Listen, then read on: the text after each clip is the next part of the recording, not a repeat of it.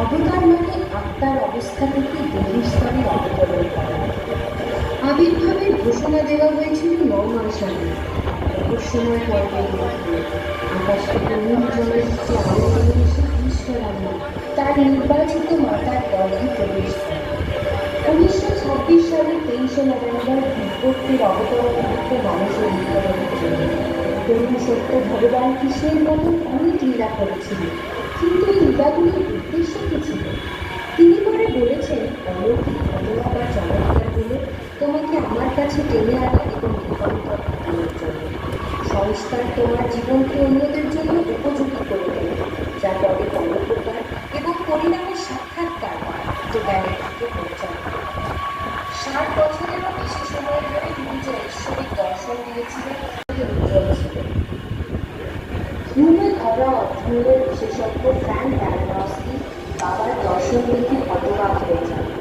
অনুমানের আভা ছিল বিশুদ্ধি প্রেমের, যা তার দৃষ্টির বাগানে পাওয়ারে বিস্তৃত ছিল। তিনি অভিভূত হয়ে ঘোষণা করেন, পার হতে যাওয়া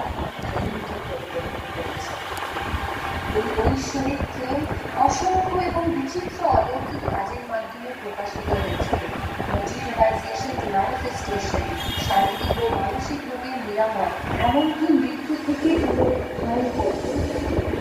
একমাত্র সর্বশক্তিমান দিব্যত্বের পক্ষেই সম্ভব এমন একটি জীবন। যেমন সত্য হাম্পির বিরূপাক্ষ মন্দিরে তার সর্বশক্তিমান উপস্থিতি প্রদর্শন করেছিলেন।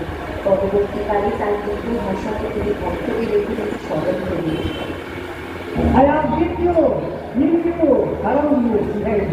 সর্বজ্ঞ ঈশ্বর তার দিব্য ভাষণে এবং মর্মস্পর্শী মুক্তির মধ্য দিয়ে গভীর আধ্যাত্মিক বার্তা প্রকাশ করেছেন।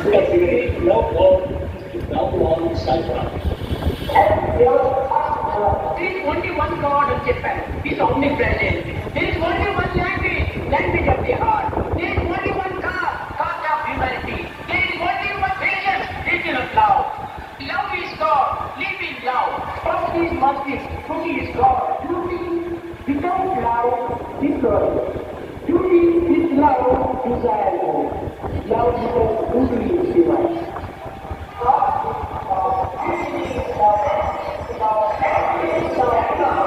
1950 সালের 23শে নভেম্বর তার 25তম জন্মদিনে তিনি প্রশান্তি নিলাম মন্দিরের উদ্বোধন করেন, যা হল পরম শান্তির প্রতীক, এবং এটি হল তার মিশনের হেডকোয়ার্টার্স। প্রশান্তি নিলাম ছাড়াও ভারত ও বিশ্বের বহু শহরে বেশ কিছু মন্দির তৈরি করা হয়েছে। ভক্তের